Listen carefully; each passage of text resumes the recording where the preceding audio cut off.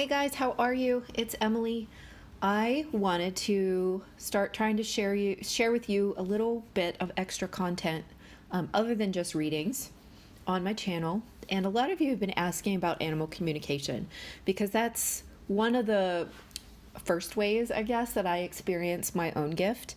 And being in animal rescue, a whole lot of you have lots of contact with animals, and sometimes animals with pasts that we don't necessarily know about or think we know about. But what you'll find is once you start connecting with animals, that they show you more about their past than you might realize. We just communicate in a different way, and so sometimes what they're trying to tell you gets passed off as thoughts of your own. So here is a quick animal communication hack to get you started and trying to understand the way that they communicate with humans. So I have found that there are a few things in this world that animals love more than smells, especially dogs, but cats too. It really brings them a lot of joy. And I've also found that this is one of the things that they are extremely eager and more than excited to communicate with you about. So if it's your first time and they're not expecting it, it might be a great place to start with them. So the next time you take your dog outside, or you give your cat a new toy or new treat, or new scratching post, something that they're going to investigate and really be interested in, just take a second and picture them in your mind, or you can even touch them or pet them. Or if you're not in the same place, you can even take a picture of them, a photo of them, and look at it. And just kind of take a moment to feel your love for them and kind of see that love becoming this green light that comes out of your heart space, your heart chakra, which is, shockingly enough, right over your heart. And allow that to sort of reach out to wherever they are, and picture them in their space receiving that green energy into their own heart chakra, which is, shockingly enough, right over their heart.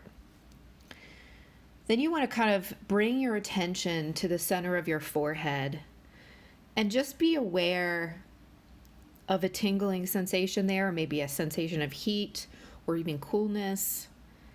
You can kind of picture the pineal gland behind that third eye space in the forehead lighting up.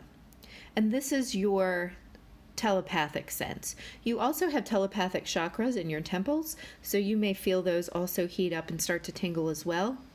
If you don't feel any of that, it's okay. Just take a moment to visualize those things happening to really activate that area.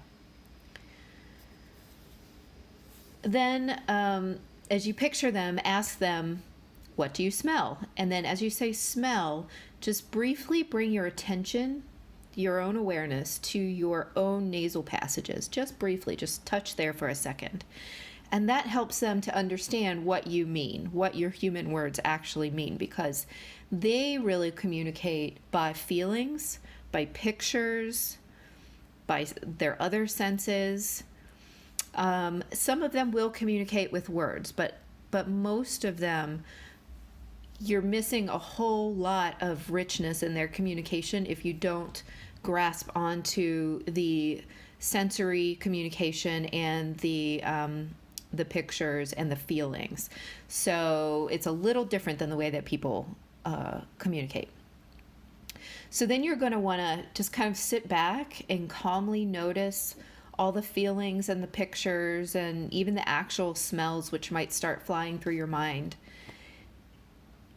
And also notice the feelings that they're giving you. Most of the time it's excitement or happiness, because really the sense of smell is just probably the richest sense that animals experience on a day-to-day basis, other than their intuition. You want to just let this flow through your mind and try not to grab on too tightly to any one individual image or feeling or thought. And that's because just like if you've ever learned a foreign language, it's really important to grasp the idea holistically as opposed to focusing on remembering the meaning of one word, because then you're missing everything else as it flies by as you focus on one thing.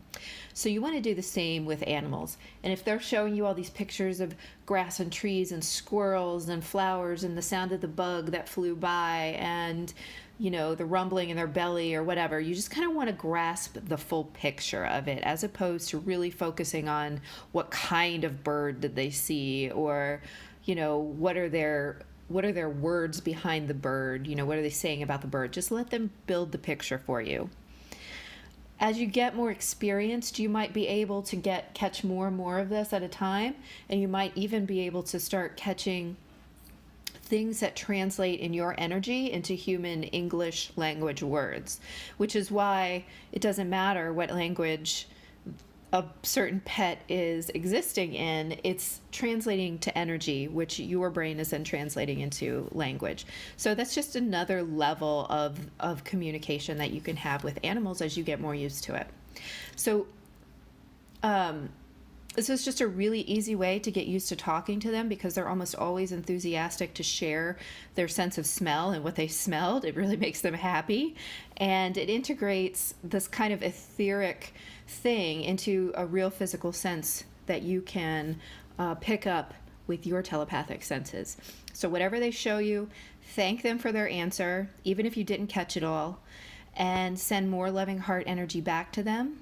And they will hear and feel that and be even more excited to talk to you next time. So I hope you can try that. Let me know if it works in the comments, and let me know if you have questions in the comments. And I am looking forward to sharing more animal communication hacks, or even hacks into other metaphysical topics in the future. Thanks, guys. Bye.